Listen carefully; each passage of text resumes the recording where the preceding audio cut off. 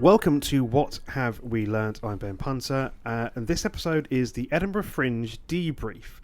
Now, the reason why it's called the Debrief is because myself, Ben Punter, and my two guests, Rikesh Patel. Hello. Sorry. Biba Rikesh. Yo. Hello. The three of us all went to the Edinburgh Fringe 2019 together, and we all stayed in a little house. And it is this whole episode, the point of this episode is to deconstruct, pull apart what our experience was like, our expectations, what it might be like for you if you're listening to this for the first time. You're thinking about going to the Fringe, maybe you've been before and you want to know what it's like, or if you're going at a different time, or if you want to know how other people do their Fringe experience. And that is what we're going to deconstruct now in this episode of What Have We Learnt? Guys, hello. Hi. Hello. Hey, how are you feeling? All right. Maybe a bit of a fringe. Fringe what's flu? that word? Fringe no, flu? not flu.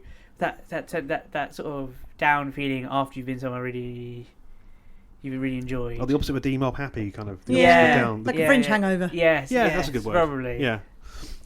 So, where do we begin? What is our previous experiences with the Fringe, quite quickly? So The last time, now I thought I'd been 10 years ago, then I worked it out, it's more like 20 years ago. Mm-hmm. And actually it was remarkably the same as when I went last time, just as busy, just as many flyers, and just as much to see. Yep. So much to see, and none of it was duff. Mm. You know, we saw, sometimes 6 shows a day, 8, sometimes 7. None of it was bad. Can you remember who you saw? Oh, no, the only one I really remember 20 years ago was going to see the Stonewall charity gig. Mm-hmm. So there's Graham Norton, there's the first time Graham Norton started making it big, the first time Johnny Vegas started making it big. It was when Puppetry with the Penis was on. And that's what I really remember seeing. I don't remember what else we saw, but that was my main highlight, I think, of going 20 years ago. Okay. And Rikesh, was your first? Yes. But you've been to Edinburgh before. Oh yeah, I've been to Edinburgh before, but like the Fringe is completely different to going to Edinburgh outside of Fringe. It feels like a vast transformation of the city, and not in a bad way, in a really quite good way. Yeah. And for myself, this year was my third Fringe, in consecutive years, and it's like my fourth trip to Edinburgh because we all went on your stag do. Yep. 2016, so that was the year before, and that was the year I was like, oh, okay. Hey, Edinburgh's here. Hey, who wants to go to the Fringe? And everyone said no. So I thought, oh, fine, I'll go on my own then. And so that is our collective history of Edinburgh and the Edinburgh Fringe. So, what was your expectations on the way up? Because obviously, Rikesh, you've never been before. What was your expectations? I don't know. I didn't know what to expect. I thought it would be quite hectic, chaotic. Mm-hmm. I thought it'd be a little bit disorganised, and I felt going up there that I'd go see some stuff that I thought would be questionable, not because of the content, but the quality of it. I just think, you always hear about, Fringes where anybody can go and perform. Well, it used to be where anybody could go and perform, but you go to a gig, you might expect just a guy sitting in a room no bigger than the one we're in now, is, very, very small, just enough for 3 or 4 people. Yep. And he'd just do whatever he wanted to do. It didn't necessarily have to be comedy, but it'd be a bit weird and quirky. That'd be the Fringe for you. So that's kind of what I was expecting. But it's a lot different to that when I actually got there. Okay. In what way?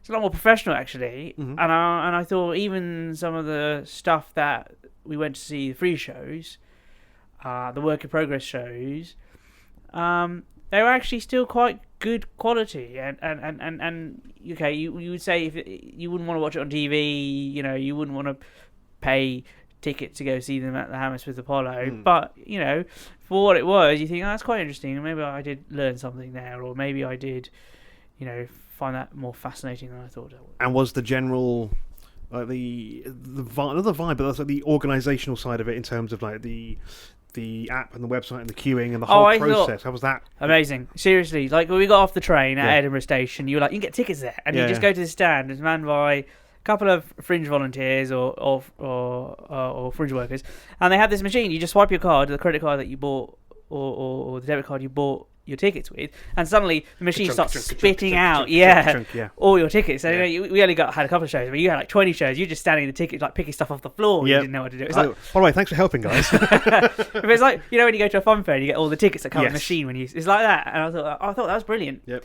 And then my experience of getting tickets afterwards everywhere else is those machines like all over the city. So like you can order stuff online in your apartment in the evening or on the app when you're out. Say you're on your way to another gig, you just go to one of those machines, swipe your card, and your tickets come out, and then you can go. There is another one of those machines at the airport as well. Okay. So when you fly in, you go through to baggage, and while you're waiting for your baggage, you can go get your tickets. Do the exact same thing all over again, picking up tickets on the airport floor. No, sorry. Just wait a minute. Sorry. But, yeah. But I thought it was really, really well organised. I mean, the app's amazing. So you know, wherever you are, you just load up the app. You say you want to see something within your vicinity. You can filter it with time. You can filter it with Genre. yeah. And you can find whatever you want, and it doesn't chronological order. So you can say there's like 1:30, go, I want to see a show at 2 o'clock. At least all the shows are on at 2 o'clock. So it's really amazing like that. And then if you find something, you just click online. No, you click on the that show. You go what day you want to see it, what time you want to see it. Go buy a couple of tickets, push the button, and go collect the tickets. You know, close to the gig. So in that respect, I thought it was brilliant. And even the paper brochures, the paper guides, they're really good. So the first day I was there. I just thought I do that thing where you go like, oh, there's a catalogue. I go pick it up and start flicking through it. Yeah. Going, you know, what's the today? What's the see? But even going through that, you're like, oh, well, maybe I'll consider that. You know, dog ear the paper, dog ear that page. Yeah. You know, flick through it. I go, oh, maybe that looks a bit interesting. Dog ear that page, kind of thing. And I did that on the first day, but afterwards, realising once all that stuff's on my phone, I decided I wasn't going to lug around those Fringe catalogues because they're quite big. But I did think it was from what I was expecting kind of thing. I thought it was brilliant. Like I'd just been to Glastonbury a couple of weeks previously. Clang. The experience there was nowhere near as slick. And you can't really compare Glastonbury with the Fringe, but you can on sort of like you're there to see performances. Yes. But the Glastonbury app I felt was close to useless. You know, you kind of just wanted something similar to the Fringe app where you go, oh, this gig's on at this stage, that gig's on at that stage, and it was just really clunky and difficult to use. But the Fringe is just massively organised, and that does take a lot of the stress out of it because you kind of go, I don't know what I want to see. And I remember opening up the app, going, I want to see a show at 2 o'clock, and go, oh, there are 93 shows for you to look at, and you just spend like 5 minutes flicking through those 93 shows, going, what do I want to see? And then you find something and you go and see it. And baby, your expectations, how do they stack up compared to the actual final thing? I was surprised at how good quality all the acts were. I mean, having read afterwards how much it cost to go to Edinburgh, I'm not surprised all the acts were good quality and as good as they could be. Because if you're going to spend the best part of £5,000 for a month putting a show on, you're going to make it worth your while. You're not going to do some half-baked work in progress. Unless you can really afford to do these things, you're really going to give it your best shot because it's your place to meet people. This is your big thing, your big show. thing. This is your stage. I've done Edinburgh. So that was really interesting. The thing I read today, literally today on my way here, was to get your show listed on the Fringe website. It's £96 just to get it listed. This is what I mean. This is why every single thing costs you money. So, but even you said you say what's on at 5 o'clock, 93 things. It becomes like Tinder. Yeah. You know, left, right. You after the first, and you can see why some people call their shows plus AAA a great thing. So they're first. So because they're first in the list. Just to get right to the top, because you don't get past H, and then you'll start again at the bottom of Z. I always feel sorry for Zoe Lyons, the comedian Zoe Lyons, because bottom of the page, last page, every single year, and they when I'm looking at shows and booking shows or looking at spreadsheets for shows. Like you see the number go up all the time. I think the last time I checked it was around 4,300 shows. And there's no way you can look up every single show. But one thing I did find that was quite useful, actually, and if you're new to the Fringe, give it a go. Just talk to people. Talk to people and say, what have you seen? What have you seen? What are you going to see next? Because we saw at least 3 or 4 shows just by talking to people, just by sitting there, having a cup of tea, going, well, what should we see next? Someone goes, oh, actually, we've been upgraded to a bigger venue. Yeah. We need to fill it. Here's a free ticket. And someone else said, well, here, take a flyer for this. It's 2 for 1. He told us more about the performer. Thought, oh, well, we quite like the sound of that. We'll go. So if you just talk to people and they say, well, we see that. If you like that, you might try this. Like we went to go see it was like an improv thing where they basically improvise a movie. Oh yeah, Netflix. Oh, Netflix. Yeah. And someone turned around and go, well, if you like Netflix, you'll like this, and you'll like this, and you'll like this. You're like, oh, that's a very good tip. Thanks very much. Yeah. And was that expectations met on your way up? Because it's been 20 years since you were last there. Yes, it was. Because even like last time, like I remember when we went 20 years ago, we'd just be walking down the street and some guy would wolf whistle and we're like, hello. And he'd just throw a couple of flowers down. Yeah, you're really cute. Come and see my show. Yeah. We're like, all right then. And it's just really friendly. I mean, albeit sometimes you feel people being professionally friendly because they want to take a flyer because they've got 5,000 flyers to get rid of. Yeah. And 499,050 of them will be in the bin. But they go, nice shoes, how's your day going? You'd be like, oh, I'll take the flyer, maybe I'll go and check you out. For me, because it's been 3 years since I last went, since I did that first trip up. The thing it was a combination of excitement and hesitation. The excitement because it's like, oh, I'm about to see so much comedy.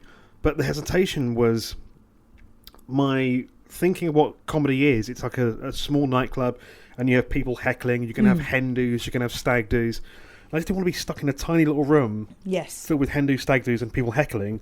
Or at worst, a tiny little room with just me. I don't want to go down that road. I don't want it to be like, oh, I'm the only one here. I'd rather be like at least 3 rows back in any room. Sure. I don't want to be like you don't want to sit near the front because there's some rooms are tiny. Like they only have 3 rows. There might be a long venue, but they've only got 3 rows. So I don't like sitting in the front because like, don't talk to me, please. Don't talk to me, please. Don't talk to me.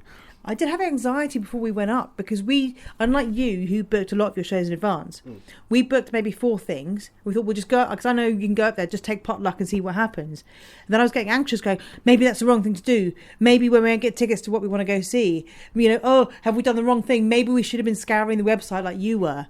And actually getting up there, I'm very glad we didn't do that because doing what you did works for you. Yeah. I know for us, that made us more anxious and overwhelmed by the sheer volume of shows that were on in Edinburgh. Yeah, so 2017, I booked somewhere in the region of about 30 shows for 6 days, which ends up being about 5 to 6 shows a day. And I would now advise against doing this because you go in, sit down, you watch the show, and as soon as it finishes, you applaud, and then you're out the door. And all you're doing is you're going to the next venue. That's all you've got no time to sort of depress, decrunch, kind of like absorb it, process it. You're not taking anything in. You haven't got that chance to say to somebody, "Hey, what was that like?" You haven't got a chance to say to yourself, "Did I enjoy that? Was that fun? That was fun. What did I like about that?" ... And just go, break, rest. As well, you don't give you a chance to see something you've never seen or never heard of before. So the shows that we booked were something, because I'm a big fan of Belle and Sebastian music. This is this year, right? This year. Yeah. I'm a big fan of Belle and Sebastian music. They had a play set to their things. I thought their music, so I'd like to go see that. Yep. Got tickets from your dad for Milton Jones. That was 2. And then there was 2 more.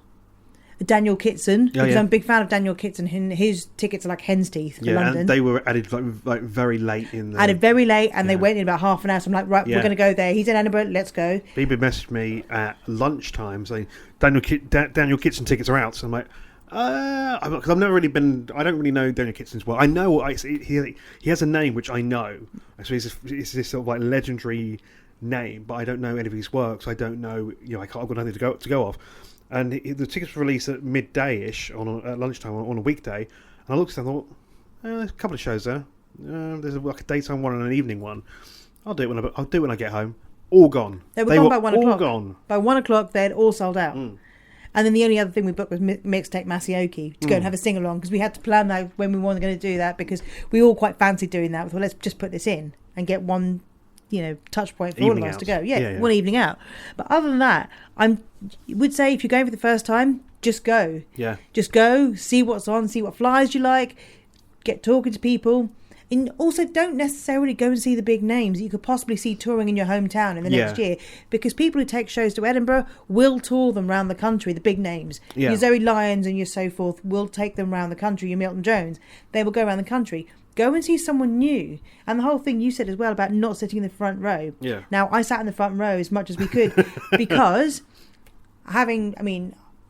having done an improv class for the last year and a half, sometimes we get people to come and watch us. I say people, 3 people, normally related to us. But the performer feels better having someone who's there bit closer. Just means they feel like there's people in the room. Because if everyone else is, because if you got, like you said, if you got a room that holds 40 people, there's 8 people there, and they're all sat in the deepest recesses of the room. The performer may as well be playing to themselves, and it's not good for them. Oh, don't get me wrong. I'm not sitting 3 rows back on my own, and it's I'm the only one in the room. It's like you're doing good work. And it's like I'm at the back, and there's no one else in the room. I'm sitting 3 rows back, and I'm making sure all the rows are filled, and then it's me. Yes. Yeah. No, absolutely. And even the tiniest ones, because we all got there into pretty much Fringe preview week. I think things will get a lot busier in the next 2-3 weeks. Yeah. And even then, some of the smaller shows still had about 15-20 people coming to see them when they were complete unknowns in a room of 40 people. So that's still pretty good. So there's a couple of points here. One is something from that you reminded me that Dara Brian said. Dara Brian doesn't play Edinburgh Fringe because he says he can go to somewhere like Southend Pier and play a show there in the venue at the end of the pier, and he can set it out. So he knows he can do that, and it's rather than going to Edinburgh and take away from someone else who potentially could have a new audience. He doesn't do Edinburgh; he does his own stuff, but he still goes up and maybe appears on shows and panel things and podcasts and recordings. And amazing, he might do a turn up or a walk in, but generally he says like, no, I've done my time. My name is big enough. Go see someone new, but you still get acts at the Edinburgh Playhouse. I think Catherine Ryan was doing. I think 3 nights, and that was like £25 a ticket. So it's like the same argument they had with Glastonbury was they were talking about maybe not having such big hitters on the main stage because people will come to Glastonbury on the Thursday, Friday. They will camp at the main stage and never move until they leave on the Monday morning, seeing nothing else around the festival because they just want to see the big name acts that are on the main stage. Yeah. So it's the same thing as with Fringe. People may just want to go see everything at the Assembly, but they want to go see the Catherine Ryans, the Zoe Lyons, the Milton Joneses, the big name acts. But that also does detract from all the little people who are still really good as the main performers, just not as well known. But and it's also, you also get acts doing sometimes, because so it's an old thing. So I can't remember which act it was that we saw that they were saying that one of the main things of Edinburgh is that Edinburgh was a venue. It was a part of the year where you would go up and you would work on material. It was like everything was a work in progress throughout the course of August. You'd do work in progress through August, and then you'd have a show at the end of it. So that's why you didn't get that many bells and whistles. That's why they have so many venues and so many rooms, because you just go there with a microphone and that's the show. You just work it out while you're there. But now people are going up there with fully fledged shows, projectors, PowerPoints, props, dancers in some cases. It's like the finale of all the prep. Yeah, so some people do it very some people do it very differently. Or the grand opening of their show. Yeah, it's either the grand opening of it, or the work in progress, or it's the finale. So you do get various performers doing various types of shows at various stages in their own career as well. And that's the other thing that I was surprised that not many people know is the Edinburgh Fringe is all of August. And I'm surprised that friends of mine didn't know when it was. And everyone says to me, "Oh, when is it?" So it's all of August. All of August? Yeah, all of August. Oh, I was at work. They were like, "Oh, where have you been?" Edinburgh for the Edinburgh Festival. It's a music festival. Yeah.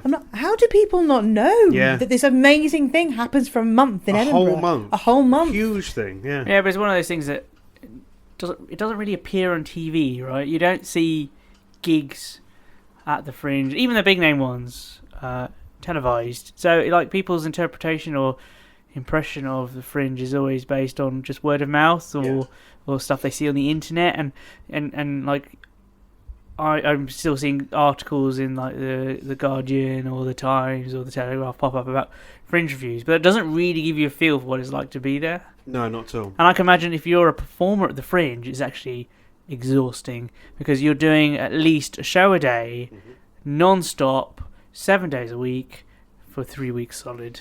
And plus you're possibly doing press as well to promote it. Yeah. You're flyering, you're tweeting, you're doing whatever you can to get people to come in and see your show. And everyone I've spoken to, all the performers I've spoken to so far, they've all said that they do another show from their own show because it's a way of getting their name out Yeah. So a lot of people like help out other shows, do tech for other shows, because I remember being at one gig and it must have been the Beck Hill gig where she says, the guy on the tech desk, go see his show, he's doing another show. So everybody chips in and so, but I still think like if performing there is hard work, but it must be worth it. Yeah, because I had the same, the tech guy at the Lou Sanders gig, it's like the same. Like, thanks to Jimmy. By the way, Jimmy's on. You can see Jimmy at this venue in like 2 hours' time. Come along, da da da. So I think it's a doing anything you can to make ends meet, because then they'll help you in return. Yeah, but I mean, was it someone was saying? I can't remember, but one of the performers was saying, "You don't come to the Fringe to make money. You're going to lose money." Oh, that was it. It was Beck Hill. She was saying like, spending money instead of on marketing, spent it on lasers, for a show, which like really made that part of the show quite impressive. But she says, she's hoping she'll break even, but she can't guarantee it. And reading a story about how someone was saying, well, in order to break even, we'd have to sell 100%, 106% of the tickets. And I'm like, you're never going to make even. And that's if everybody turns up. Like, even to the popular gigs, you'll find empty seats, and that clearly just means they're just not getting ticket sales from that. Yeah. Well, the other thing as well about Edinburgh is it's not just a comedy festival. No. There's music, there's theatre, there's performance art, there's cabaret. You name it, it's there. It's amazing. And my dad went in 20. He went this year, and he went in 2018. But purely because of me going on about it. He was like, well, if you're going, I'll go as well. And he said, oh, I've booked, I don't know, the all-American female tap dancing show. And I'm like, okay, that's not for me.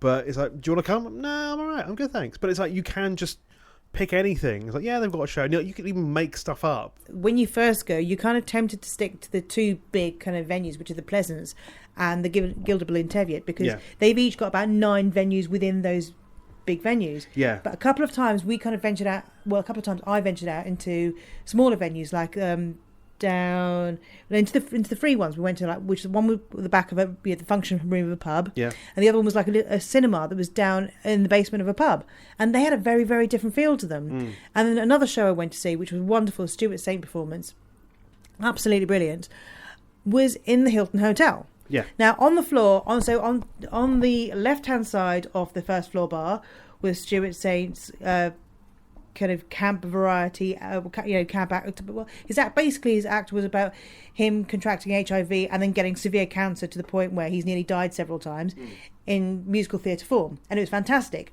On the other side of the same floor was the Fawlty Towers dining experience. Yeah. And so it's just like, it was Stuart's performance, and the whole thing he put together was fantastic, but just in the wrong venue. Yeah. Because the Hilton audience are not going to come and see this musical theatre piece about a gay man contracting HIV and nearly dying several times. Yeah. In a fantastic way. You want it to be it's odd. Venue. I think venue is so important as well. Very much so. Very much so. And it just felt like you were at a conference.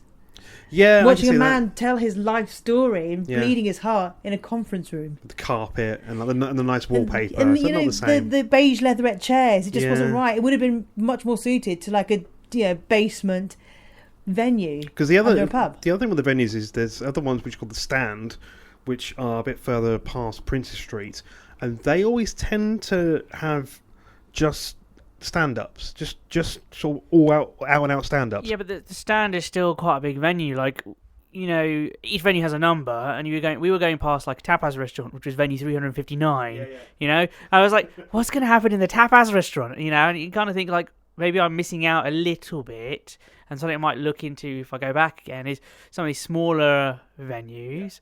What are they doing there, and is that worth a look? Because, like we said, we spent most of our time in the bigger places, and that's not necessarily a bad thing. I mean, you see some very interesting stuff in the bigger venues, but I think doing it again, I might try and go to some of the smaller venues and see what they're offering. I'm not saying I'm going to enjoy it, but it might be interesting. Yeah, there's an Italian restaurant on Southbridge, and it's just the entire downstairs area is just one of the venues.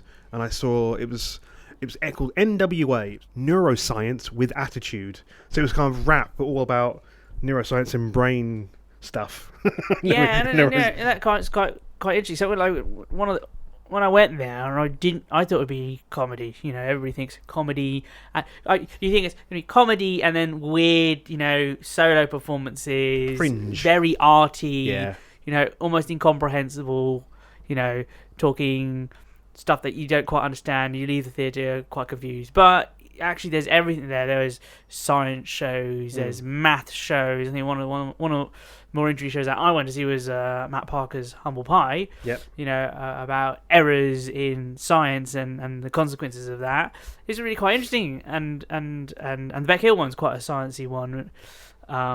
But you know, there's loads of different things to go to. There's something for everybody, and it's family friendly. There's kids stuff in the morning. So like and so Fringe isn't hard work. I mean, shows don't start at 9 o'clock in the morning and finish at 1 o'clock in the evening. I mean, there's kids shows in the morning until about 11:30, 12:30. But then the adult shows time to kick in. Yeah. And the time of day, kind of the popular shows are on the sort of 6 till 9s.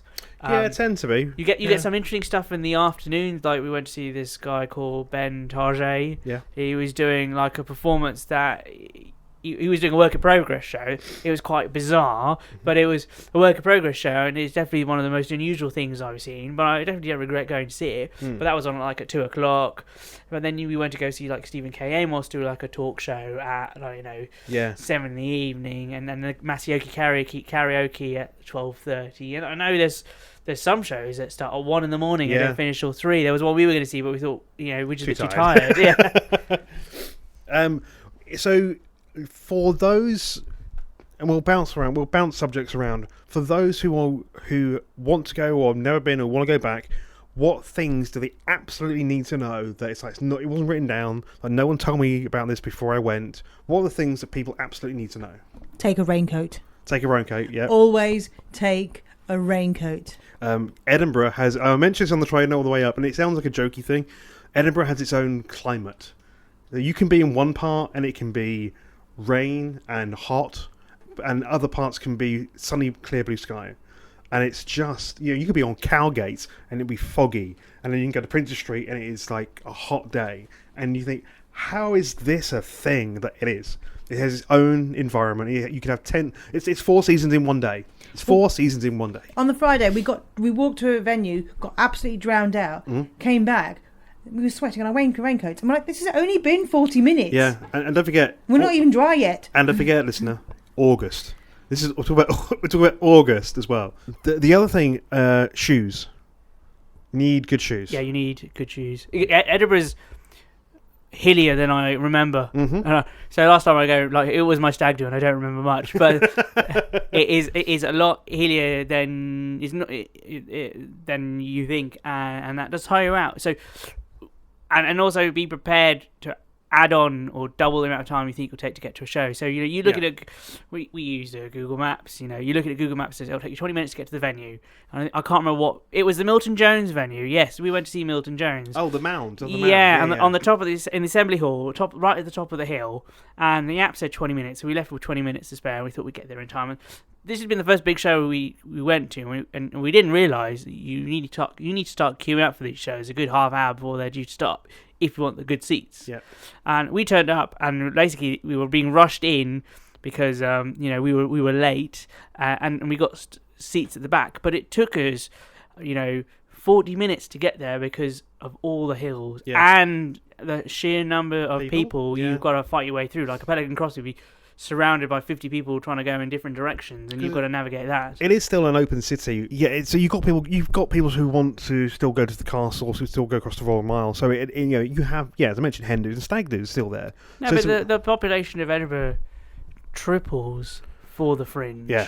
So not just tourism, for the Fringe it triples. Yeah. So it's just that city is dealing with a lot more people than it would normally deal with, and it feels like central London in terms of it sometimes almost feel like Oxford Street. You're fighting through crowds. It's not just the population of Edinburgh that triples. Hotel and Airbnb prices triple as well. We'll definitely get into that in a bit. One of the biggest tip as well for me, I'd say, is be aware that you've got places like Pleasance, assembly rooms, assembly halls, Gilded Balloon, Stand, Just Tonic. they're all some of the big venues. It isn't just one location. There are multiple venues within venues and multiple sites. And, you've got the Pleasance Dome. It's not the same as the Pleasance Courtyard. Assembly Rooms is not the same as Assembly Hall. Yes. And even after 3 years, I fell curse to that mistake. I was down on George Square outside the Assembly Hall where I'd seen Frank Skinner, and I had 5 minutes before Ed Byrne started, and he's at the Assembly Room on one street past Princes Street, and I'm down in George Square. It is tipping it down with rain. I'm in the wrong part of Edinburgh, and it is raining. I am wet, and I've got 5 minutes. I'm like, I ain't got time. And I've rocked up onto shows 15 minutes later. They're like, come with me, and they let you into a side room, and you can watch it from like the latecomers balcony. Yeah. But it's just we got the latecomers balcony for Milton Jones. Did you? Yeah. But so that's something you can, depending on the size of the venue, you can sometimes rock up late to certain venues. But be aware that there's 4 stands, and they're a couple of streets away, and there's the Stand Newtown Theatre, which is near none of those venues. The Gilded Balloon will have a couple of pubs named after it. Just the Caves is a bunch of caves by one of the main bridges, but they've also got a pub. They have a pub called Just the Tonic, the Tron. So it's a pub nowhere near. Well, not nowhere near. It's literally the connection's quite quick, but it's just be aware that venues own different venues. So you be aware where things are, because even I've gone, I'm in the wrong place. The other thing I kind of found quite challenging was that everyone's trying to hand you a flyer. Yes. And because I take these things very personally, I take everyone's flyers, and I kind of feel because you're doing such a good job, you're trying so hard, I'll take a flyer even if I've got no intention of seeing their show. So you have to, that can get quite overwhelming, and you have to really not take it personally. You are allowed to say no. Thanks, but no thanks. Yeah. Thanks very much. See you later. No, thank you. No, if you really don't want to take a flyer, you're not obliged to. Yeah, but then saying that, some of the most interesting shows we went to see were from you just taking flyers. So the Ben Target show, you just said, well, let's pin our colours to the flag. Let's go see this at 2:00. And a couple of others. Good Bear, possibly. No, Good Bear was because the guy came over and saw we were looking for shows and said, do you want to come and see my show? But I mean, but again, that's the same principle, isn't it? You just accepted that flyer, that conversation with that person, and decided to go see that show. So, like one of the first ones we went to go and see, what was that Asian comedian, young guy? Oh, Kai Samurai. We went on the basis of a flyer. Someone handed a flyer, goes, hot young thing. Thought, give him a go. It's 2 for 1. Let's give it a punt. That's the other thing. If you go the first couple of days of the festival, about half the show is 2 for 1. Yeah, so obviously when I was mentioning it's all of August, but I think the first Monday and Tuesday in August, 2 for 1 shows. It's because it's Scottish bank holiday as well. Yes. Not an English bank holiday, but Scottish bank holiday. So Edinburgh gets even busier than normal, but also you've got people coming to shows with other people, so there's more chance of those shows selling out, but it saves you a bit of money. And you're seeing the show for the first time, and sometimes they're performing it for the first time, so it's even rougher around the edges. So if you like your work in progress, I quite like work in progress shows because I like seeing the mechanics of comedy. I like seeing how it works and how it's all put together. And I even like it when mechanics of a work in progress haven't even been fleshed out beforehand in previews properly. It's like you're seeing it literally being unpacked for the first time. They're trying to figure out where everything goes in front of you.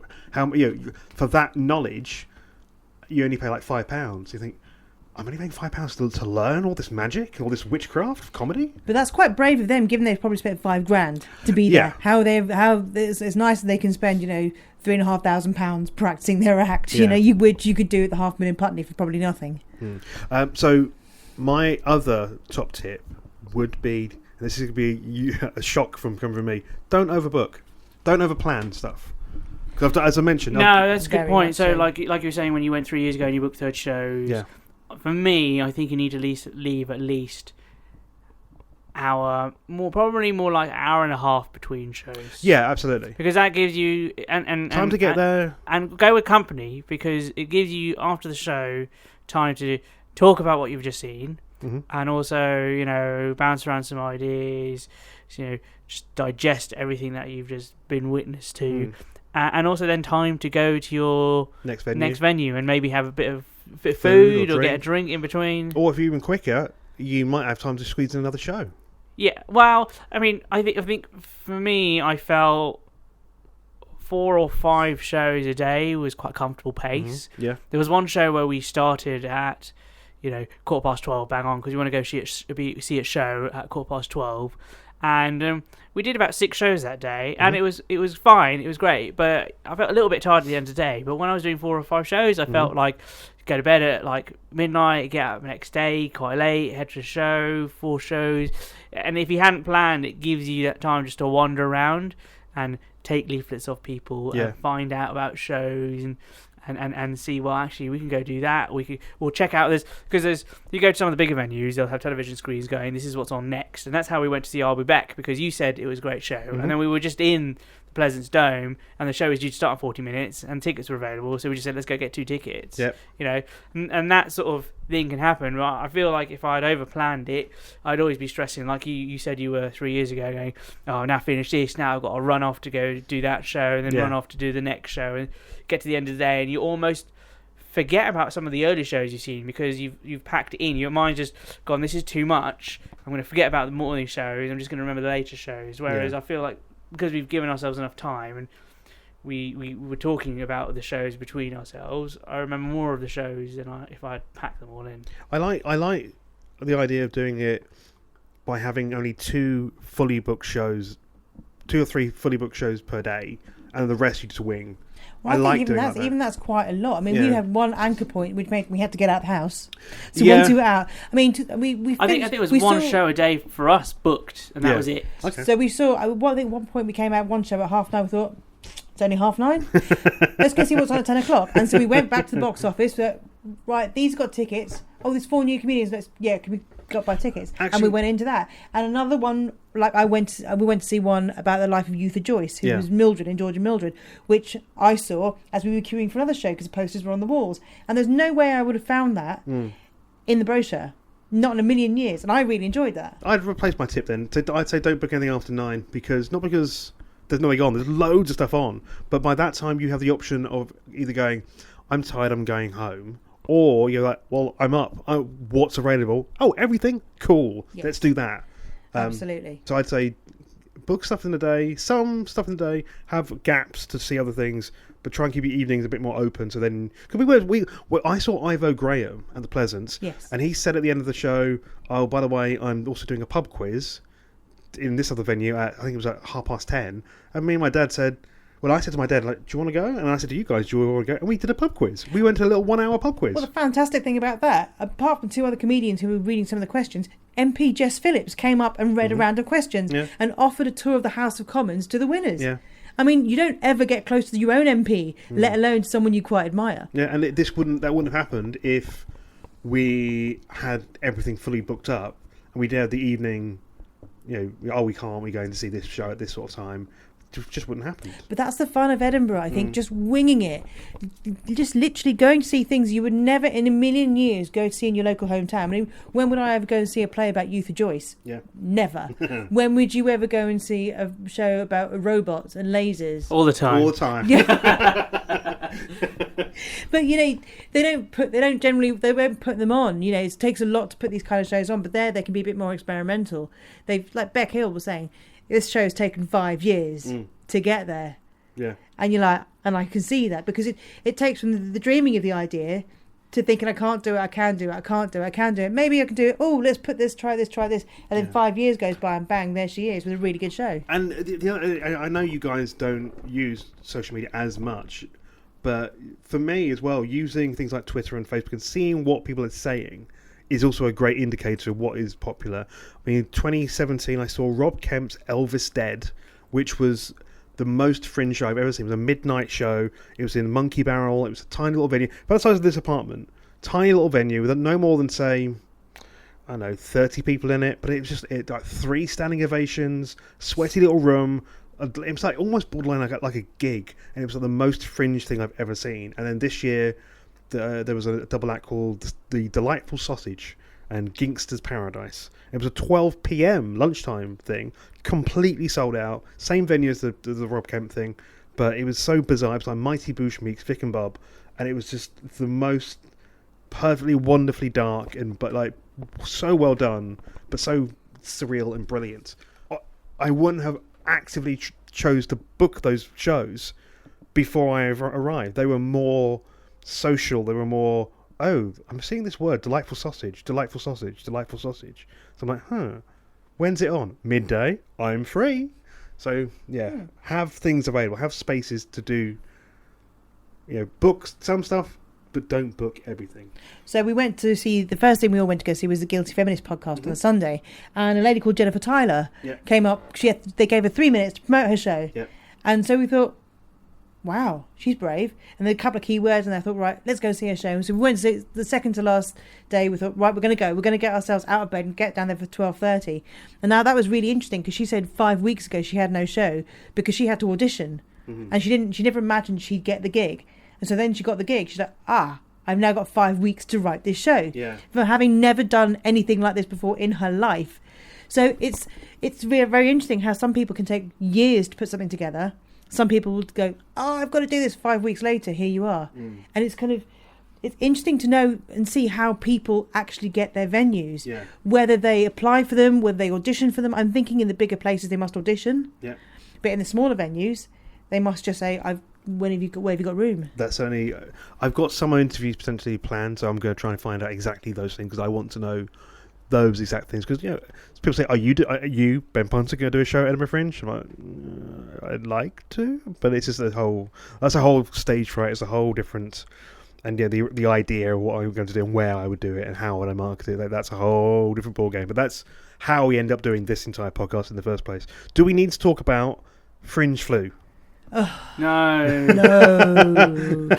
That mainly comes from going in the hot and the cold and the wet and the dry all the time. So Edinburgh itself, obviously, as we mentioned, it's sometimes it's wet, sometimes it's hot, and sometimes it's both at the same time. So you have that environment as one thing, and that's your default outside, and then you have rooms of different sizes, rooms which are sometimes hot and sweaty, rooms that are sometimes very well air conditioned and very cold, and all at the same time you have people in this room going ha ha ha ha ha as they breathe out in this either hot room or cold room. So basically it's like going from petri dish to petri dish to petri dish, and in between it you're then being let out into either the hot or the cold. So you get this illness so quickly. It's like if you go on a very long flight and that thing where you're breathing air in a very weird way. Yes. It for me, it hit me in 2 days. And I've had it almost every year that I go to the Fringe. It's called Fringe Flu.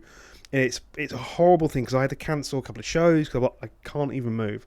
Because I can't be in a room for an hour without at least 3 pints of liquid of some kind. And we're not talking beer, we're talking, like, I've been to a show, I was at Lusander's with a pint of beer and a 2-litre bottle of water. And even that wasn't enough. It was like, I'm going to ruin this show. It's a small room. I'm like, I can't see certain shows like that. And because you don't enjoy it as well. You can't laugh too much because it hurts. And you can't drink too much because you have to pee. And all you're thinking of, like, you're trying to stifle a cough or you're trying to soothe your throat. You're not enjoying the jokes. You're not enjoying the comedy. So if you do end up with, I'd say go prepared. Take things like Lemsip, Nurofen, not really all at the same time. Take it with you. Take sort of like Barocca. All these sort of things, comfort food as well. For me, biscuits, chocolate biscuits are a great comfort food, and lots of tea. Because the other thing as well, it's not like you're going to be eating like when you're at home or healthy. You're holiday eating. Yeah. So you're basically eating pizza and beer every night for dinner because you can, because you're on holiday. Yeah. That possibly doesn't help your Fringe flu much. Yeah, mac and cheese burgers, left, right, and centre. Because it's there. I think that's a good point actually on the food front.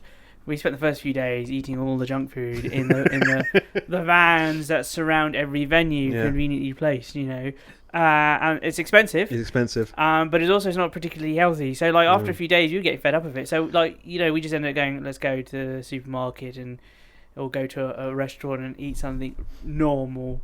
And towards the end of the festival, we were eating relatively sensible, but definitely first first couple of days, I think we were just eating burgers and fish and chips and. But that's like another tip pizzas. as well. Is don't feel you've always got to get your food from around the venue. Yeah. No. Because Edinburgh has got some fantastic restaurants. I mean, Yeah. one torrential downpour, we were stood in a bus stop. I'm like, why are we stood in a bus stop when Harvey Nicks is across the road? So we ran across the road and so we can make it to Harvey Nicks and, you know, had lunch because that's who we are now. But, but you know, there is the whole city to also explore. And we went out for dinner with with Rikesh's brother and had a delicious meal, absolutely top notch, and went to a wonderful bar with a fantastic waiter who recommended a choice of gins depending on what kind of film you like. Oh, okay. And I mean, this wasn't a Fringe related thing, this was just his job. Yeah. So there's a whole world of Edinburgh to also see outside of the Fringe. So, you know, take time out to go and enjoy the rest of Edinburgh. We went up to Arthur's Seat, Yeah. which was a mission. Do not go up there unless you have sensible footwear and you're not carrying anything and you are in running shorts and a singlet. Because I did see a lady coming down in white flip-flops and white trousers and was unsure how she was unsweaty, but she was. Because it was a struggle to get up there, but it was well worth it when you're up there. And if you're going for like a week and you're thinking, oh, I'll do Arthur's Seat, go early in the week because you end up doing anywhere between 15 to 20,000 steps just during the daytime without Arthur's Seat thrown in. And then, you know, Thursday, let's do Arthur's Seat before we go. You won't have the energy to even get down to, Holyrood. No, not in the slightest. You just, go, but it's a slog. But like you said, do it early. So, would you go again? Oh, definitely. What would you do differently if you went again? I'm not sure I would do anything differently. I think mainly I wouldn't eat as much in the festival grounds and drink as much in the festival grounds as we did. But I think we picked a good choice of accommodation because I think another top tip is get accommodation that you can walk to the centre of Edinburgh. Yeah. Because after 11 o'clock there are no buses and whatever money you may save you'll spend on, if you can find a taxi, getting a taxi to your accommodation. It's almost a false economy. That's a big tip, is be able to walk to, even if it's a half-hour walk, be able to walk to your accommodation, because that also doesn't limit how late a show you can see. Yeah. Because some of the shows start at midnight, and if you don't get out till 1:30 in the morning, Yeah. you're not going to be scrabbling around in a strange city looking for a non-existent bus Yeah. or a cab that isn't there that's going to cost you 50 quid. I think that's a good point, actually. The Fringe is going to be more expensive than you think. Yeah. Yeah, because, I mean... as you mean, for someone who, if you're going to the Fringe as a visitor... Yeah, I mean... You cannot do it on the cheap. Train tickets we booked in advance, and they were pretty good value for money for the three of us. Yeah, as a group as well. Yeah. Yeah. The accommodation was expensive, but not ridiculously expensive, but it's expensive. More expensive than it would have been out of season. And the shows, and on your own, if you're going on your own, you're staying in accommodation like a bed and breakfast or in an Airbnb. Yeah, hugely expensive. Yeah. And hotels are even more expensive because Yeah. there's all the other additional costs on top of that. But on the shows, don't be surprised if you're spending £10 per ticket on a show, Yeah. and when you're doing 4 shows a day, that's 40 quid worth of tickets, maybe more if you decide to go and see more. And by the end of the week, after 7 days, you're talking a couple hundred quid on tickets. So it's not a cheap thing to do. But it is definitely worth doing. Because there's hundreds and hundreds of free shows going on, but even they expect you to put a £5 in the bucket at the end of it. Yeah. And the quality of their shows, while still good, isn't necessarily up to the standard where people are paying £10 to a show. No. There is a difference. It is still absolutely worth going to see because it's a completely different experience. Yeah. But you would miss out if you didn't try some of the fully paid up shows. Yeah. Also, the people who are doing the free Fringe as a performer, they're going all that way to put this show together. It's their start. They're starting their journey of as a performer potentially. So they have to do the free Fringe. So that way they get some. Don't make money, but they get their name out. And without having to spend all that money on productions and booking a venue. So I've seen shows which I really didn't like at all, but they were pay what you want. So I still give them £5 because. They've come all this way. They've put on a show. They've made the effort. And the very least I could do is give them something for that effort and energy and work. Because I think you really have to hate a show to kind of go, I'm not paying a single thing when I leave. Like, you spent an hour in this room for free for nothing? No show is without charm. Yeah. Because although I did go and see one comedian, Kate Smurthwaite, who always plays a free fringe, and she's been going to Edinburgh for 15 years, and she could play the big paid venue, but she goes and plays a free fringe on principle, because she said that people should be able to come and see something of quality for little or no money, but you still give her a £5 or a tenner at the end of it, you know. Also, back very quickly, very briefly, back to the buses. They do have late buses, but the late buses only run from like midnight to 1:30, and then it completely stops. Well, in fact, I learned that the hard way. And also, this year for the first time, they now do contactless on buses, and they don't tell you that before you go, because before that it was £1.70 exact change only. So one of the things I brought up with me was bags of little, sort of sandwich bags with £1.70 in change with me, because I knew I might get stranded somewhere. I thought, I need a bus. Like, where am I going to get £1.70 in exact change at 1:30 in the morning in Edinburgh? No, you're not going to. So I brought it with me. Didn't need it. They do contactless now. And Edinburgh does have Uber, although as we realised, we did have the same cab driver 3 times. So I think there's not many Ubers in Edinburgh. No. They tend to be the same people. And Yeah. actually, as it turns out, talking to some of the cab drivers, they travel up to Edinburgh for the month to make their money for the Fringe. So let's talk shows then. What did we like? What were some of the best shows that we enjoyed the most? I think Because it's so diverse. I think it's unfair to kind of say that was my favourite show as a separate thing. But like, here's like 5 of my favourites in potentially no particular order. If you want to get it in order, you can. From Edinburgh Fringe 2019, your favourite shows. Well, like I said, it's like kind of comparing apples and oranges because lots of different things to see. But I guess top 5 shows for me were Good Bear. It's like a Sketch. sort of mime sketch show, but it was just brilliant. They were clowning around, just the two of them, but it's brilliantly choreographed and really well done, and that was really funny. Jennifer Tyler I really liked because it was kind of very honest type show. It was like I don't know, musical is not the right word for it. It's a one-woman sort of singing show. She's not singing the whole thing, but she does songs. But it was very honest, and I really liked that. Then there was I'll Be Back, because that for me it was a bit sciencey, and I thought it was quite Beck Hill. I'll Be Back. I thought that was really good. So that's what we're on 3. I'm sure I'm going to leave something out. The Masayoki karaoke, that was really fun because basically it's karaoke, but the music's done by a live band, and it's just brilliant. There's just so much energy there. Like karaoke can be a bit. You imagine most karaoke, you walk into a padded room because they know they need to soundproof it, and there's another booth next to you, and there's a TV playing songs, and you all get given microphones, and it's a little bit strange. But the Masayoki karaoke, they're on a stage, they're playing songs, you sing along to it. Yep. They've got amazing outfits. Yep. Right. It's really good. So what was that? 4 and number 5. By the way, there was one moment during that Masayoki where I think I turned to one of you and I said, "You do realise that's live?" And it's like they were playing so well, like that sounds like the backing track of like the actual song. Yeah. I think they might have done Franz Ferdinand Take Me Out, and they did it so well. And I was like, that's them, That's not about. That's like, oh yeah, I know, I'm here too. But it's just like, yeah, that's actually pretty well done. Yeah, and number 5. What do I think is number 5? I'm probably going to go with a big show, and I have to recommend, if you're going to go for a big show, book in advance, because you'll be very difficult to get tickets for it otherwise. Milton Jones, I thought his show was brilliant. Now, we were discussing this. He's a typical one-liner comic, and you think, how is he going to pull together an hour-long show without it just being a series of, unrelated, single-liners?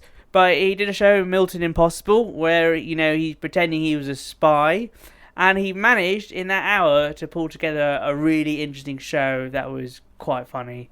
And I'd say I was massively impressed. So, I think for me, number 5 was Milton Jones. Biba? One thing to say as well, if you think something you want to see is sold out, always go to the box office. Yes. Because twice once we got free tickets because someone just couldn't make it and left tickets behind the counter, and another time we got a spare ticket which someone gave us. We went to see Stephen Kitch, who had been guest on this very podcast, Clang, and we went down to the Pleasance just like on a bit of a whim, like let's see if this is available. And you went in, Rikesh, you went in and you booked tickets. Yeah, so we were at the Pleasance. We just finished seeing something, and we turned around and you were there. Yeah. And we said, we're thinking about going to different kitchens. She said, oh yeah, I'm thinking about it as well. So I said, oh, I'll go get tickets. I go in, and I asked the lady, she goes, can I get 3 tickets to different kitchen? And she's typing it in, and she goes, oh, really sorry, I've only got 2 tickets. So I walk back out and go, she's only got 2 tickets. And you say, don't worry about it, you go for it, and I'll go see something else. So I go get 2 tickets. As I'm walking out the room, she starts waving at me, going, come back, come back. I've got 1 more ticket. So I sort of run back in with my credit card, throw the credit card at her, and I get the extra ticket for you. So we went to see Stephen Kitch, which was quite interesting, actually. Mm. But yeah, like you said, you do go to the box office because they do release tickets for some shows like half an hour before, like Matt Parker Humble Pie. In the show, he said, half an hour before the show, they'll release 10 tickets for it. And the only reason we got in there was because people returned 2 tickets, and we just went to the box office and they said, do you have tickets? And we'd asked a couple of times. I think they knew our faces by then. And they said, oh yeah, we know you. Here you go. Here's 2 tickets. Here's 2 free tickets. I had the same for Izzy Mant at Goody Balloon. They had already had it written on the board amongst sold out Izzy Mant. I'm like, oh, rubbish. I want to go see that. I just asked the guy at the office, like, are you sure it's sold out? And he goes, hang on, let me have a look. Like, how many? 1. Like, yeah, okay, no problem. And I got a ticket. I went in there and then. And the same with Delightful Sausage. It was a show you could book, but you could also pay what you want. So that's another thing as well. You can pay what you want for certain shows, even if they are bookable online. And I went down to the venue, and there was about 20 soaked people in front of me, and they were just saying, "If you've got tickets, come in. If you've got tickets, just go in." And there were still 20 people in front of me. They were waiting for like spare room or spare space to go in. I thought, I'm not going to get into this. This is going to be sold out. But we've got everybody in. It's that crowded little room. And then when you leave, you just pay what you want. 5, 10. If you've got 20, you pay 20. So, favourite shows? Yeah, it's one of your favourite shows, Biba. So, Good Bear. Good Bear? Good Bear was very, very good. Very tightly acted, but very, very funny. It was absolutely top-notch. Well worth going to see. I really like Jennifer Tyler as well because, as Rikesh said, it was just so raw and so emotional. Yes, it was just brilliant. She had she's a female who's doing lots of songs, and I was like, oh god, kitschy kitsch. But actually, it was nothing like that. It was really, really very, very good. Other ones I liked was Stuart Saint. His show was called Misfit Warrior. Okay. Now that definitely needs more bums on seats to make it work because I think it's his 4th show and there'd only been about 10, 12 people on there. But very wonderful staging, wonderful story, very again emotionally raw, but well worth going to see. Wrong venue for it. If it was in a darker, like dingier venue, it would get a bit more sweaty as you're dancing to what's going on.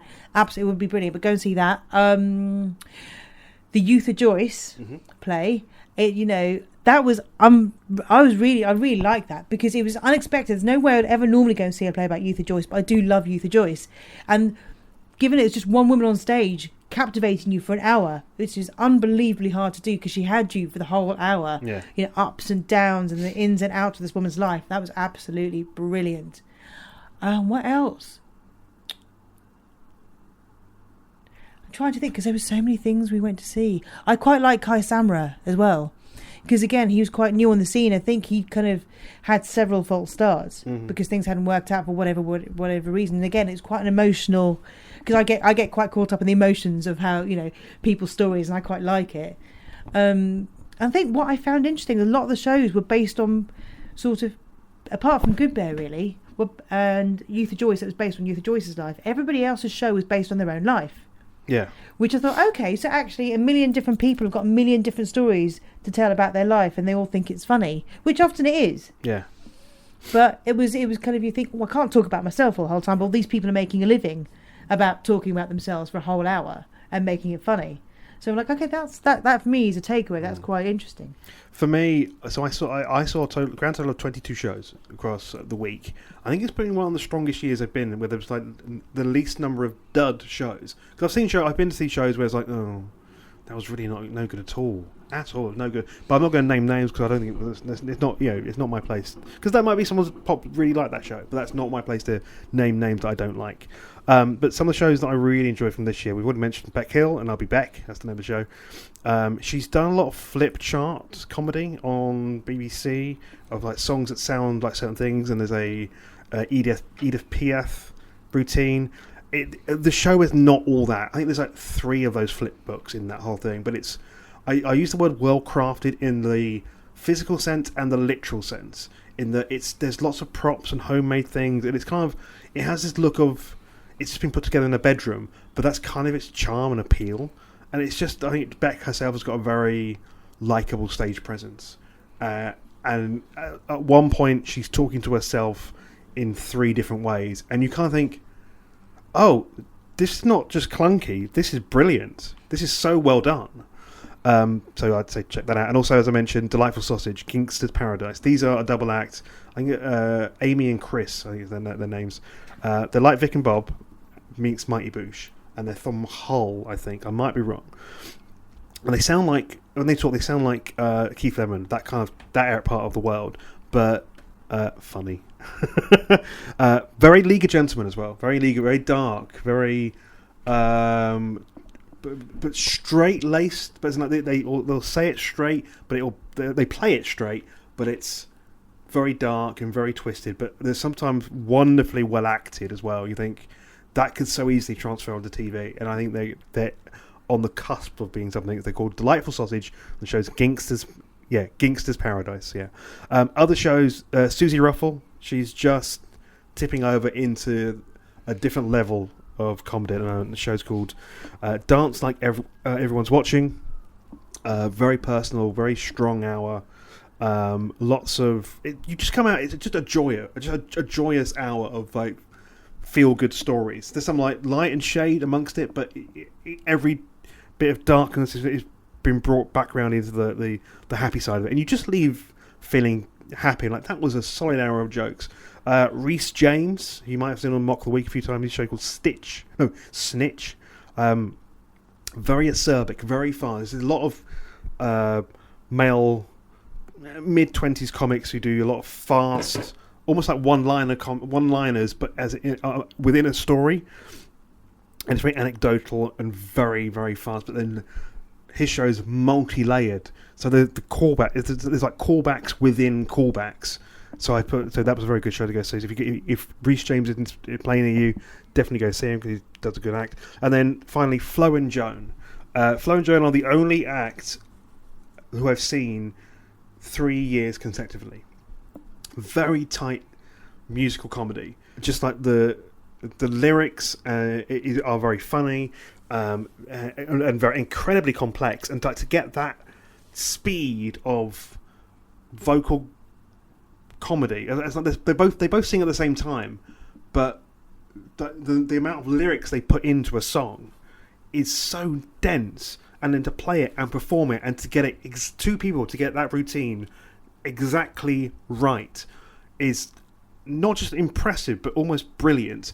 And since 2016-2017 they've started to deconstruct their own act, because it's normally one person playing like a, not a maraca, but like it's almost like a salt shaker, and it's like that's the rhythm, and then the other one's playing the piano, and that was just the act, and they sing songs. And now they've started to deconstruct it, where sometimes they'll bring out the other one will bring out their own piano or bring out a drum kit, so they're deconstructing their own act, but it's still just incredibly fun, pleasing, and joyous hour.